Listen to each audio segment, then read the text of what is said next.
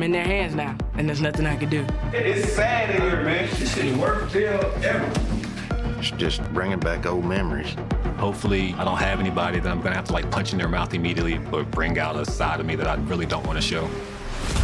Each of these ex-cons have been chosen because they have a very good chance of succeeding in their mission. Let's go, Chill, bro. Chill. you got a weapon.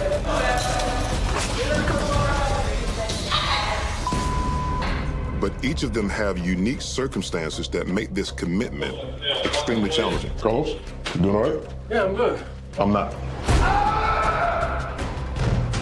Bitch ass. I feel like I'm ready to hurt the first that tries me. I'm ready to bang. Please don't test me. What's up? Being reintroduced to their old selves, there's a possibility that they can revert back to who they were before.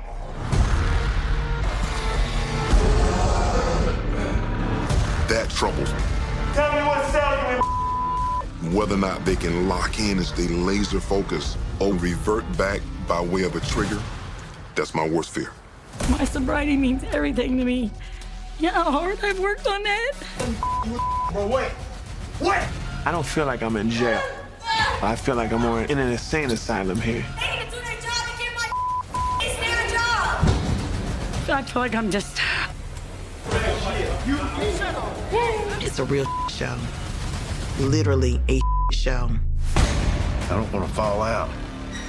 Will you please stop so I can talk to my daughter? If I said something about this bitch, see what I said! They can turn anything into a weapon. I don't trust nobody. Hey, oh! They treat us like dogs. Don't you say a thing to me. I completely went bat crazy. Open the door, beat your ass. You're gonna get more tap outs than anything. This jail is hell. 60 Days In, new season, Thursday, August 18th at 9, only on A&E.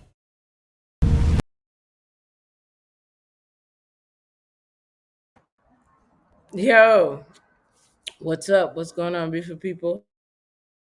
It is your reentry coach, Coach T, back at y'all again. I hope y'all can see a little bit of why I have been away.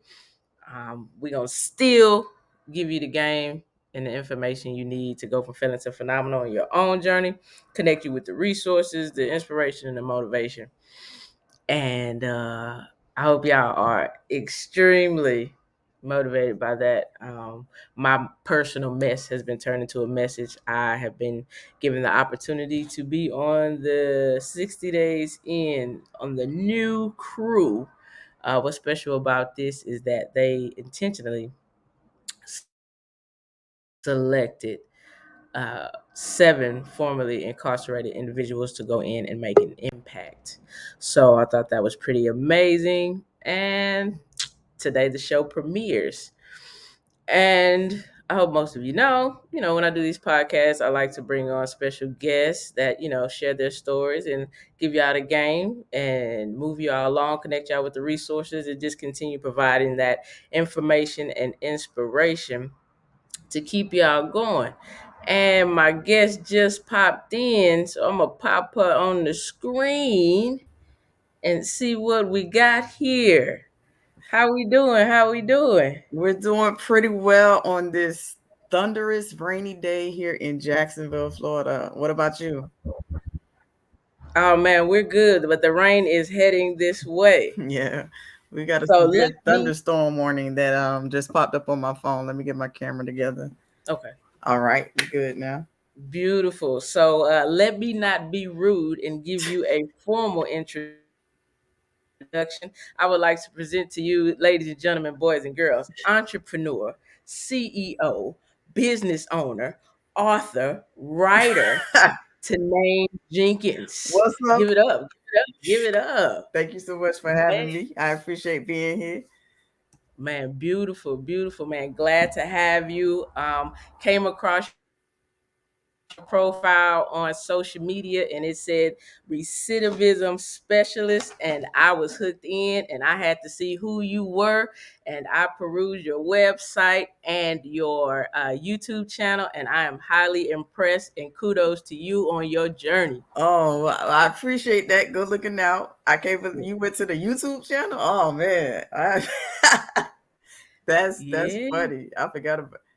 I haven't done that in quite some time, but I've been busy with this reentry and recidivism, trying to help those who are coming behind us to have a better life and to succeed in their second chance. So Absolutely, man. So one thing that I found very interesting about looking at your YouTube channel, I may have to send people there because I don't want to highlight, all like the negatives, Mhm. of your story. I want to talk more about the things that you overcome. So they will have to check out the YouTube channel to find out exactly what you did. But Yeah, I thought it was interesting that it kind of just, it seemed like as it just happened. That wasn't your lifestyle. You nah, weren't seeming to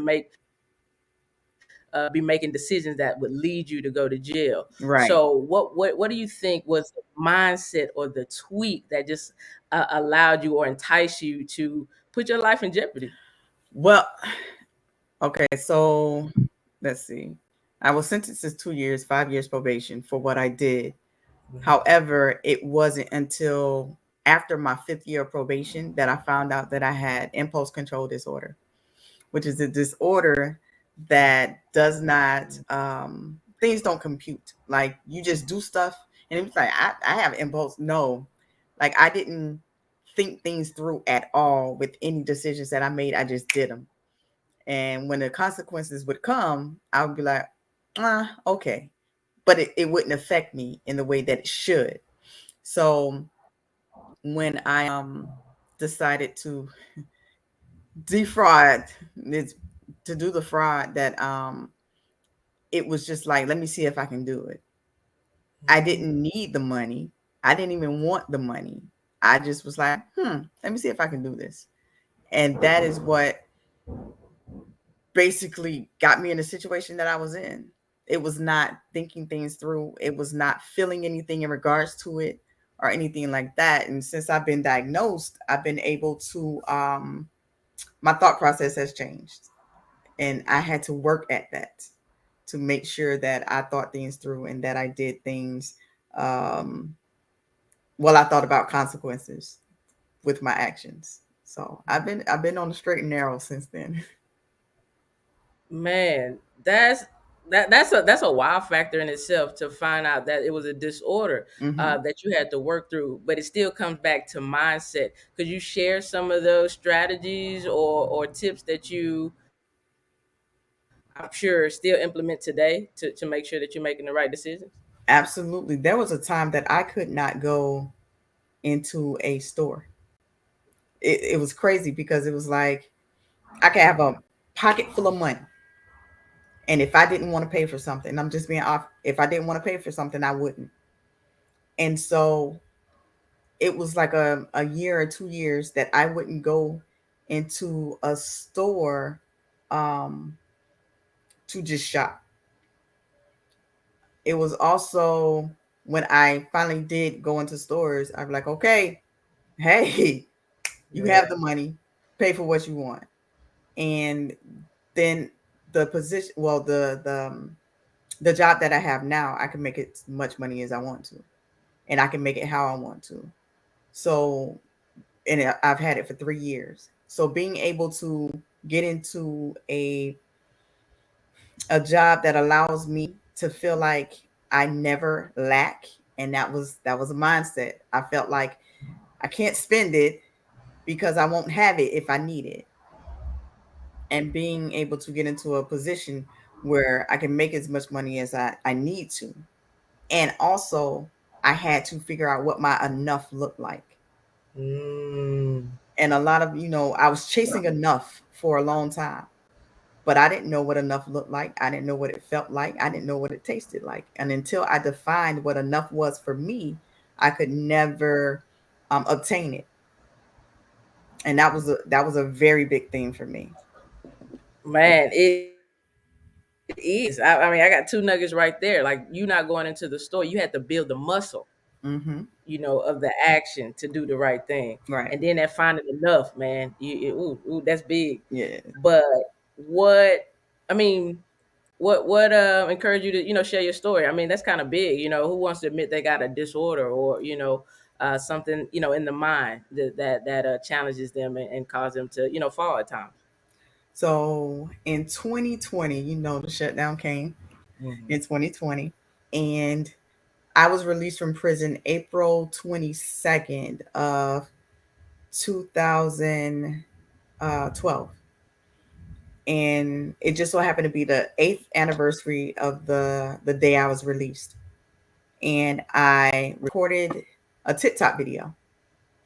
And the TikTok video, it was a trend, and it was music playing and you pointing at words on the screen and just telling a quick story.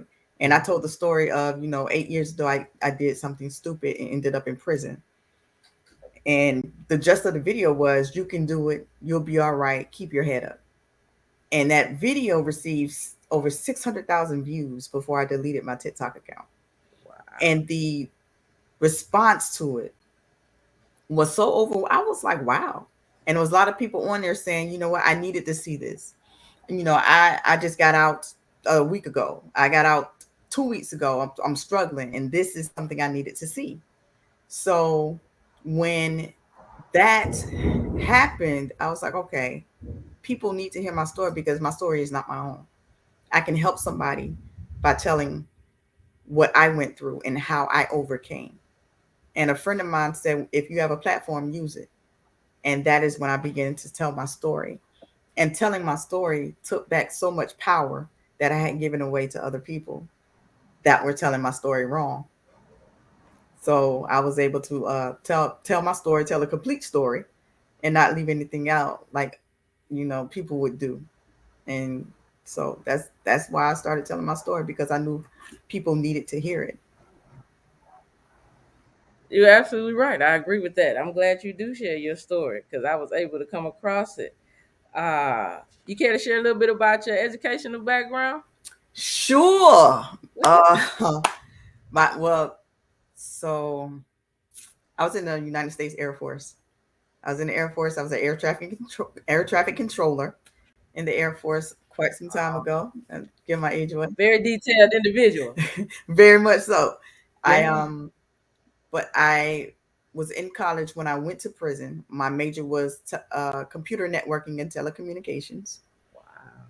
And unfortunately, during like my fall semester, I went to prison, and it resulting in getting all F's for that semester, and wasn't able to go back because I owed money.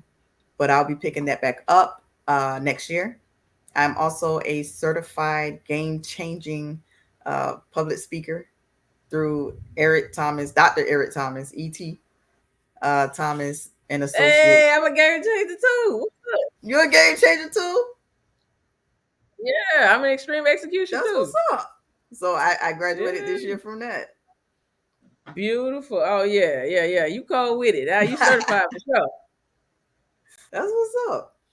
No, but not that's amazing that you're gonna pick back up your education, and I'm glad you shared that because I know education is a barrier to reentry. So, with you pursuing, finishing out your education, and I know you also advocate for the licensing of returning Occupational citizens. licensing, yes. Yeah, is that going to affect you? And you prepare for that fight? I'm not looking for an occupational license, so I don't have that particular issue that some people would have. And the thing is, my trade is electrical. I was going to be an electrical engineer. That's what I wanted to do, and I took that trade up. But as a felon, if I were to pursue that, I wouldn't be able to get it because of occupational licensing. But it's not going to affect me. And I just got notice today because I was talking to this guy up in DC. His name is Terrell, and he sent me a message today letting me know that something is coming down the pipeline. Mm-hmm. And some student loans and some such and Pell Grants may become available or forgiven for those trying to succeed in their second chance as well. So I'm excited about that. Man, I pray and hope that goes through, man. Like, would you discourage, someone with a background into getting into some type of trade, or what kind of advice would you have for them, trying to pursue those occupational licenses, since you kind of advocate for that and kind of know a little bit I about would what they're not doing or not deter, doing in that area? yeah, I wouldn't deter anybody from pursuing that. What I would tell them to do first is look at their state and what the requirements in their state. And some people can go through the licensing board and appeal it and get their license that way. My friend's brother had to fight to get his massage therapist license. Massage therapy. His crime was not had nothing to do with a massage at all. But he had to fight to get his license, and now he owns a massage. He owns a franchise, Massage Envy. Oh So yeah, that's big chain. Yeah. right. Okay. Yeah. So you have to just put your best foot forward, and if you're ready for that fight, and if you do your research and see what state says in regards to certain occupation, no, and some people might not even know what an occupational license is. It's about 40 of them. Electrician, housing inspector. He's like, I can't inspect houses because I'm a felon. And these are all occupational occupations that can provide a living wage to those re-entering back in society. And that's why we're really fighting for that here in Florida. Absolutely, man. That's good, man. Hope we can join in that fight. I'm here in Texas. Now, hey, we need it. And I believe Texas is fighting for it as well. I know North Carolina, South Carolina, we're all trying to get on that. Occupational licensing should not be withheld from felons type. Oh, absolutely. I believe it opens the doors to entrepreneurship as well. Absolutely. Yeah. And reduces recidivism, less broken homes, all that good stuff. Absolutely. Man, so I want to ask you about your support system. Watching your YouTube channel during your time in jail and even getting out and your journey to reentry, seems to be you had a strong support system. How different do you feel your story would have been had you not had that as a returning citizen? My story would have been completely different. Honestly, I think my life would have been completely different if I did not have the support system that I had. When I came home, my mom was there. Now, my mom never came to see me. That wasn't her thing. She sent me a little coin to put on my books, but she would not come see me. My father and my uncle, who was his twin brother, they showed up. My sister came and brought my nephews to see me. I had friends that just popped up out of the blue with a visitation request. And when it's like being able to have people lift you up instead of beat you over the head with a mistake that you made can make all the difference. My mother never beat me up. My father never beat me up. Nobody ever. I was beating myself up enough. And so to have people in your corner supporting you, basically saying, "Hey, you did what you did. It's done and over. Now do what you need to do." So it would have been a totally different story if I did not have my mother and my father in my corner.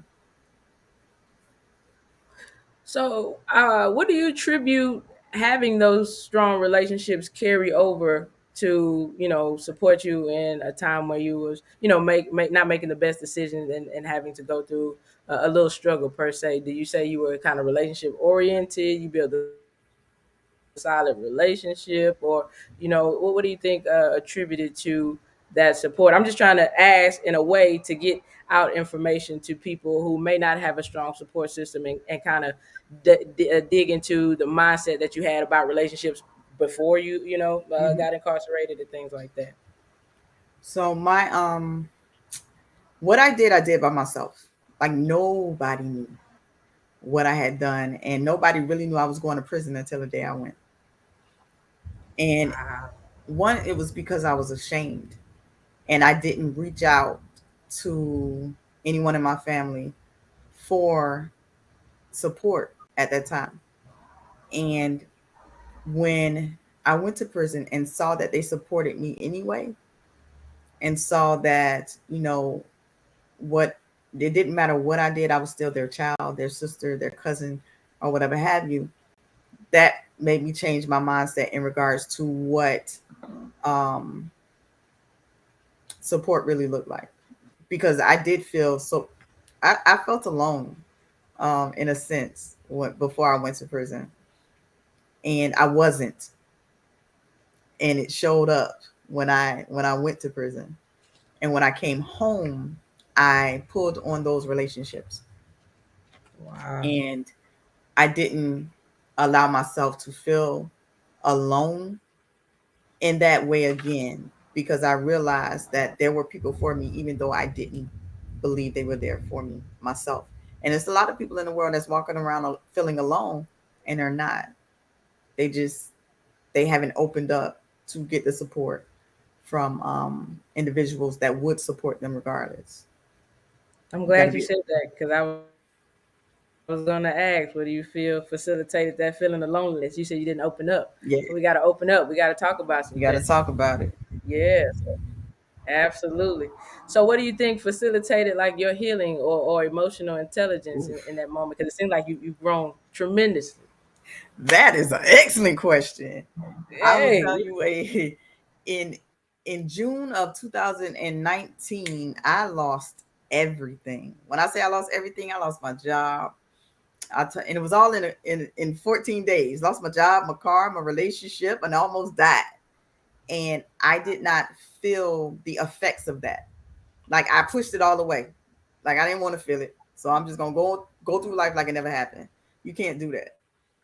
And a year later, absolutely. I was on a downward spiral. Like, I was like tumbling, and I was drinking every day. I don't even drink beer, but I was drinking beer for breakfast, lunch, and dinner.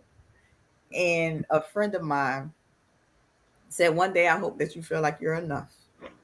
Mm, And when she said that, I was like, you know what? I don't feel like I'm enough. So I took that feeling and tried to turn it around. And the first thing that I did to do that was try to help others that were in my situation. And that's when I created Everything I Am. And that was October. I paid off my probation that year too, $18,000 in I October, seen and that. created the organization. And then October, November, in January of 2021, I got into therapy. I'm an advocate for counseling. So I got into therapy. My therapist's name is Alexandra, and I love her to pieces. And she helped me work through so much and so many things that I didn't know were holding me back or hindering me. So the first thing I needed to do in order to move forward and get better was forgive myself for all the things I took myself through. What? Wait. I ain't got my thing. Hold on. I don't know if you can see it. Forgive Forget, society. yes, Forgive yourself. And yes. go from failure to power. You know what I'm saying? I, Yeah, it starts with forgiving it yourself. starts with Absolutely. forgiving yourself. And because I had not forgiven myself, I had to forgive myself for my previous relationship. What the part that I played in it to make it go the way it did. I had to forgive myself for the thing I did to end up in prison. I just had to go through a whole thing of forgiveness of self. And once I did that, I was able to move forward. So when I do presentations, I call Feel Your Feelings. Forgive yourself, embrace your past, because you got to own it. Elevate your thinking and look beyond your circumstances. And when you go through those 4 steps, you'll come out a whole different person. So that's how I got to be who I am. Like, it was like the best thing. After forgiveness, it was like cake. And a Oh lot yeah. of people, they'll forgive other people and don't even think about forgiving themselves. But that's Mm-hmm. where it starts. And not really, yeah, realizing that's what got you stuck. Yeah. I like Because that. you Feel keep your beating feelings. yourself up over and over and Absolutely. over again for something you did. And it's because you haven't Absolutely. forgiven yourself. Absolutely. You hear that, people? Therapy is okay. Okay. It's I got a therapist. Yeah, I okay. started going to therapy this year too, and I've learned a great deal of things, especially dealing with current circumstances. My mother struggles with addiction, and just fighting through that. Parenting your parent. That's not something I'm supposed to be doing, but Yeah. I got to work through that and overcome that, and not let that be another barrier on my own personal journey. So yeah. I want to get into the recidivism strategist. You know, Oh, where did that title come from? I mean, that's big, and that's what we really need to be talking about. I really don't care for reform because I mean, it really needs to be tore down and built back right. up. So if we could just focus on recidivism and stop the in and out, the revolving door of it, I think that is better than trying to get them to rewrite, a lot of legislation that they're not willing to do right now. Absolutely. I tell people all the time, you're like, oh, you're prison reform. I'm not. I'm not prison reform. I'm people reform. Like I'm here for the people. I'm not here for the prison system. Sign me up. when the individuals they come out, they need stuff. Like they need programs, and they need mental health programs and therapy, because some people going to prison don't come out the same person. A lot of people going to prison don't come out the same person. Absolutely. And you would think, well, that's what's supposed to happen. They're supposed to go in and come out different, but some of them don't come out different in a good way. You know what I'm saying? So when I started everything I am, I knew I wanted to help the people and not the prison. Like, yes, I'm on a whole policy council here in Florida, but my people, I got to pull them up and let them know that they are enough. And I don't want them to take 8 years to figure it out like it took me. Absolutely. So I have several conferences coming up. I seen that. Yeah, you are well connected. You're well connected, and I got to get on those. I got to attend those conferences, man. It's crazy. But when I told the people, I'm like, I'm not here for prison reform. I'm here for the people, and they never looked at it like that. They never looked at it like that, and that's why I was able to get so much traction in this arena, because I'm not. Nah, we not prison reforming. We people reforming over here. You got all the taglines. I hope you don't mind me using these.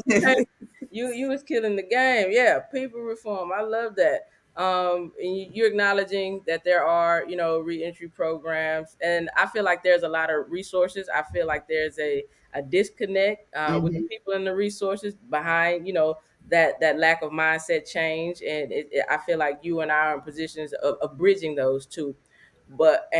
But in addition, on the website, you talked about, equipping reentry programs with the tools that they need, to reduce recidivism. What do you feel like a lot of reentry programs are missing?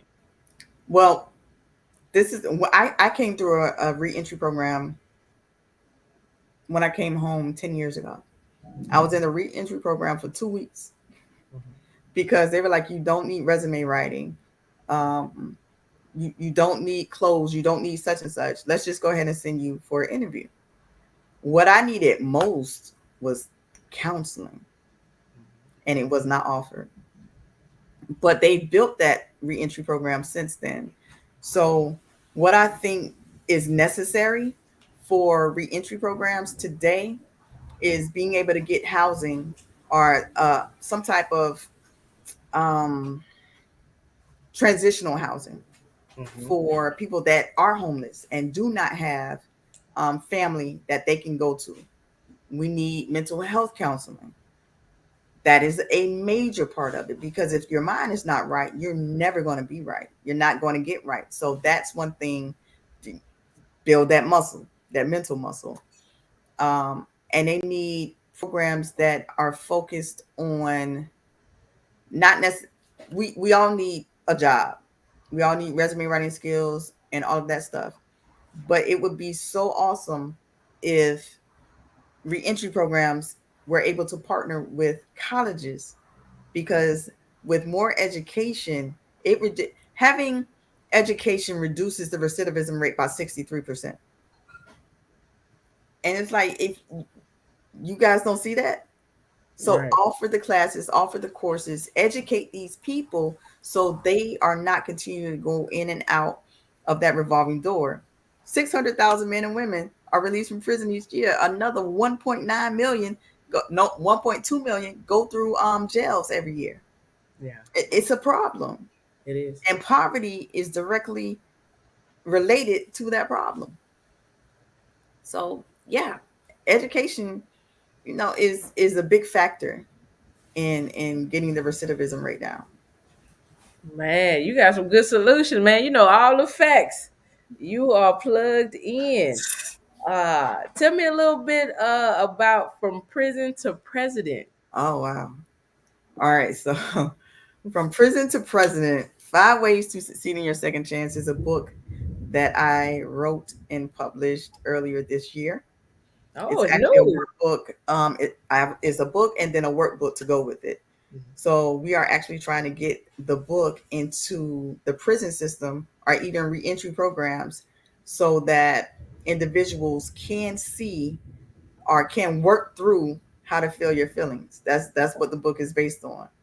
So it's step by step about how to do certain things, ideas on forgiveness and embracing your past and setting up visions, like write make it write a vision, make it plain type deal. So that's what from prison to present. And there's some stories in regards to my journey in there as well and how I overcame and how I got through it.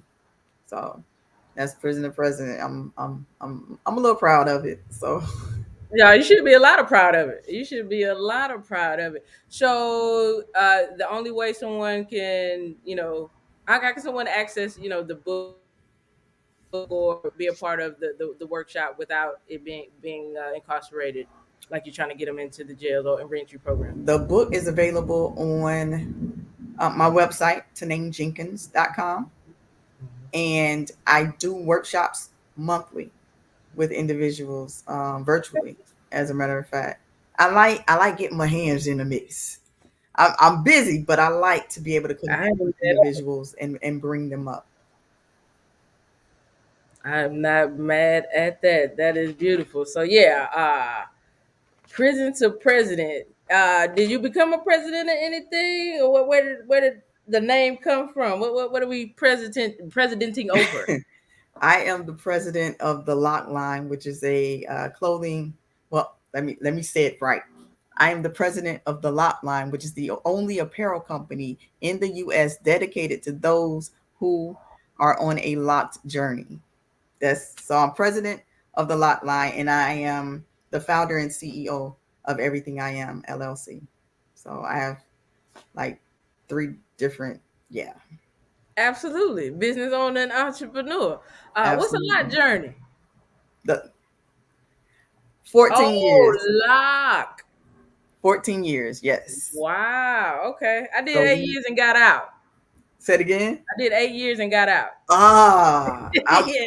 I'm knocking on 15 right now. I'm not getting out anytime soon at all. Wow. Are you dedicated?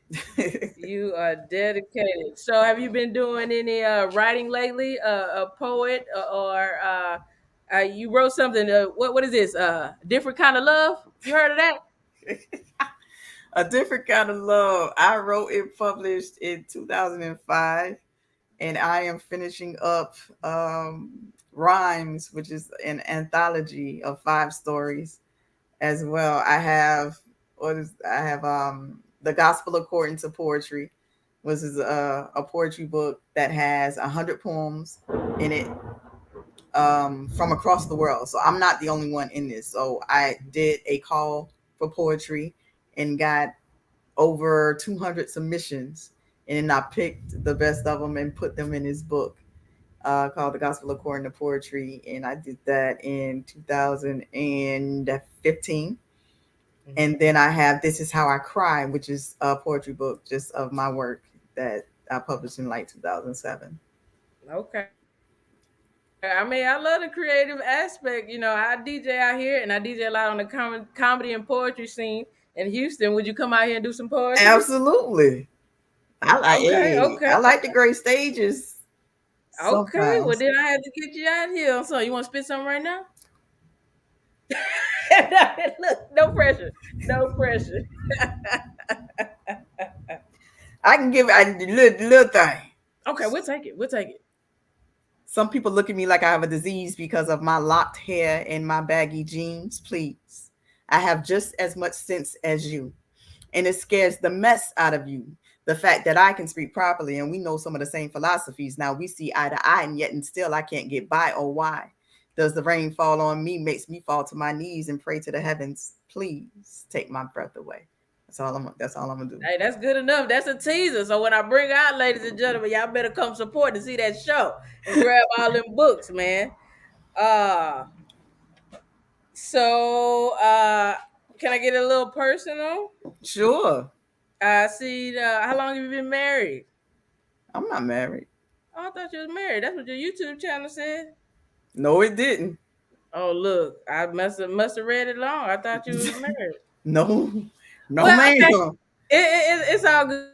No, I'm not married. Good, anyways. But I just want to ask, being in professional spaces and advocating for recidivism and the people, do you come up against any discrimination as a lesbian woman? I have not witnessed any. I have not. I've been welcomed with open arms in so many rooms. I've never had an issue. And I know some people do face discrimination because of their lifestyle. I'm not one of them, and I'm thankful and I'm grateful and I'm very blessed to not have that issue in this space. But it's not a lot of women, Black women, in the space of recidivism and reentry that are outspoken and that are telling. It's a lot of men. Like, it's a lot of men out there because they're more affected by the prison system. In prison, 80% of the population are men. So that's who's speaking out. And so now that when I came out and on the scene, everybody's like, "Ooh, a new face, a woman, a Black woman, LGBTQ plus." So it's like I check all the boxes. Absolutely, man. I love that. I'm joining you. Okay. Well, come on. All right. Oh man. That's pretty much, all I had. I'm glad you came on. I mean, you got any questions for me? I know I just popped up. I appreciate you for responding and stepping out there and willing to accept my invite and share some knowledge, on feel your feelings and that Right. prison to president, man. I pray that people get in contact with you and receive what you have to give and on their journey and knock it out the box, man. But like I said, you had any questions for I me? do have a question for you. I don't know if you've put it out there, talked about it. 60 days in? Yeah. Oh man. I've been blessed. I've been blessed with the opportunity for my mess to now be my message. Okay. I'm grassroots on this thing. They found my little 300 Instagram follower page, and with my hashtag Felon to Phenomenal, just trying to get out there and share my message and bring a little creative responses to the problems of reentry. Having people elevate their soft skills and their character development and have a plan, for Absolutely. reentry. Because if you don't plan, you're gonna fail. Mhm. So yeah, man. I'm on there. It premieres tonight, Oh, actually. it premieres tonight. Yeah, tonight on A&E, and I'm not gonna lie to you. My entire experience prepared me for this moment. I shined. I will show the world how I went from felon to phenomenal. Okay. Yeah, That's what's up. I was when I saw it, I was like, she brave. Oh man, it ain't that bad. Just a county. I would exactly rather prison. Right. Than the yeah, nah, they ain't have nothing. Nah, that jail. Yeah, Yeah, that jail. Yeah, the experience was horrible. The jail really should have been shut down, but there was a new sheriff in town. He inherited, and he brought the show in to kind of see where they are. And a little surprise, Shaquille O'Neal is on that sheriff team as the community representative. I don't know if people remember Shaquille O'Neal getting like his I going remember. what is it? Deputy. At school, yeah, becoming a police officer and things Yeah. like that. And now he's sheriff. So I don't know if that had anything to do with it, but I mean, they're doing great work. And the sheriff there in Henry County is the first African American sheriff, and he's a real down to earth, intelligent guy who's ready to put the work in, and is committed to reducing recidivism and starting in Awesome. the jails. So yeah, I ride with him. That's awesome, man. I was like, I don't know if I can go back in. I've come such a mighty long way. Absolutely. Nah, yeah, I can't But even. it I was just felt like absolutely. it just added a little bit more credibility, Mhm. to what I'm doing, and kind of launch, a launching pad for me, because Okay. I've been kind of quiet and a little timid. I ain't gonna lie, You about can't getting be. out there. And I'm glad I came across, your page and seeing all the advancements in the circles that you're in, like I said, which is inspiring and motivating. And I just hope that, I could, possibly work with you or, be alongside with you in some capacity. Absolutely. You're making great strides, and I mean, I support the mission. Definitely. Well, I appreciate that, and I can't wait to see you on these 60. You might encourage me to see. Are they gonna Okay. have a episode, a season 2 What is, of 60 Days In? what season this is? Yeah, what season? This the first one. 7. No, this is like season 7. Really? Oh yeah, you can go get catched up. You can go binge watch it. But this is the first time they selected 7 formerly incarcerated individuals to do it.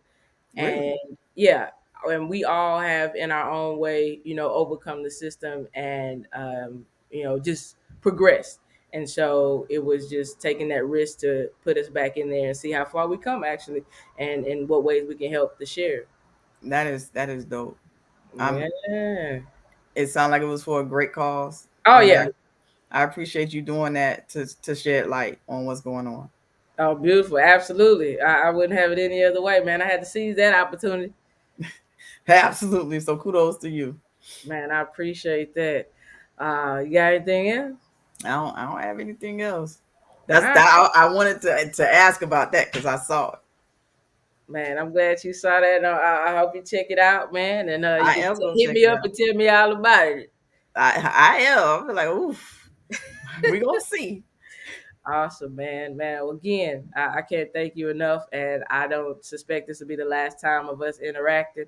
And Absolutely fight the not. good fight, man. Absolutely. We gotta do some type of conference with returning citizens Man, put it that out there. went from felon to phenomenal. The felon to Yeah. phenomenal conference. I see it. There it is, right there. Yes, I love it. I love it. We shall. We Yeah. shall, man. And I appreciate your time, man. Until next time, uh, forget society, forgive yourself, and go Forgive from felon yourself. to phenomenal. Absolutely. All right. See Later. you.